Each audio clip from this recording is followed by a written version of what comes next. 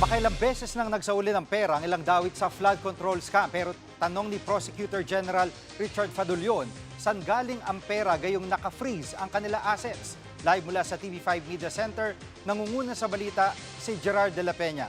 At Gerard, saan nga ba galing yung mga milyones na sinauli?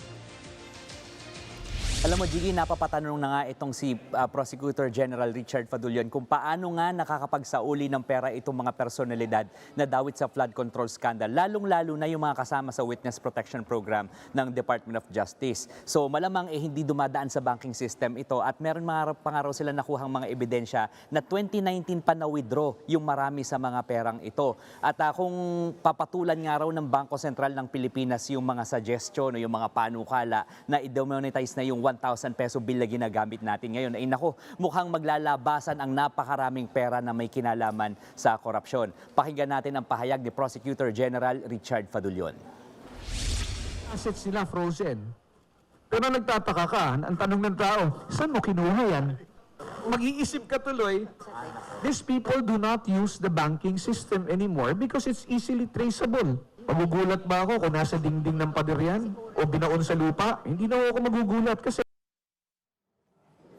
Jiggy, sinabi naman ni DICT Undersecretary at Chairman naman ng Technical Working Group for Asset Recovery ng Independent Commission for Infrastructure na si Aboy Paraiso na gumagawa na sila or ginagawa na nila ngayon itong database na naglalaman ng mga asset na na-recover na ng pamahalaan. At kabilang dyan, itong mga air assets o mga eroplano nitong si dating Congressman Zaldico. Pero yun nga lang, sabi ni Paraiso, parang lugi dito ang gobyerno dahil gumagastos ng hindi bababa sa 50,000 pesos kada araw, kada eroplano para sa upkeep, maintenance at hangar fees nitong mga eroplanong ito.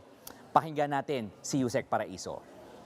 Hindi lang depreciation ng inaalala lang ho ng ating mga directors na both ng CAPNAT, ng AMLAC at saka ng mismong pamahalaan natin. Nagbabayad din ho tayo ng hangar fee. Nagbabayad tayo ng upkeep and maintenance fee doon sa mga air assets na yan. Kinakawa na nga ho tayo, tapos gumagastos pa ho tayo para lang ma-preserve yung mga assets na yan. At Gerard, kaugnay doon sa investigasyon sa flood control scam, ito ba'y umaandar pa o anong nangyari na dito? Anong update na dito sa investigasyon? Alam mo, Jiggy, aminado naman si Fadulion na medyo mabagal nga yung usad nito at wala din siyang maibigay na timeline dahil sabi niya parang mas mabuti na nga yung mabagal pero sigurado namang tama yung ginagawa natin kesa para tayo nagmamadali lagi at ang ending nito walang mako-convict o walang makukulong dito sa ginagawang pagkakaso ng pamahalaan dito sa mga sangkot dito sa flood control scandal. So sa ngayon, ang latest dyan, Jiggy, may hinahanda raw na kaso ang DOJ kaugnay naman sa 3 ghost flood control projects dyan sa Bulacan. At magsisimula na rin daw umusad itong preliminary investigation kay Senator Jinggoy Estrada bago matapos ang buwang ito. Pakinggan ulit natin si Fadulion.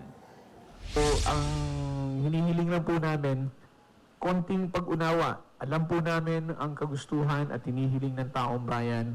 Ginagawa po natin lahat, pero hindi po tayo pwede magpadala sa galit. Kailangan pong mangibabaw pa rin yung ating paniniwala sa batas. Yan muna ang latest. Balik sa'yo, Jiggy. Yan pong ulat ni Gerard de la Peña live mula sa TV5 Media Center. Mga kapatid, Jiggy Manikad po. Pagdating sa mahalagang balita sa loob at labas ng bansa, dapat una sa lahat, mag-follow at mag-subscribe na sa social media pages ng News 5.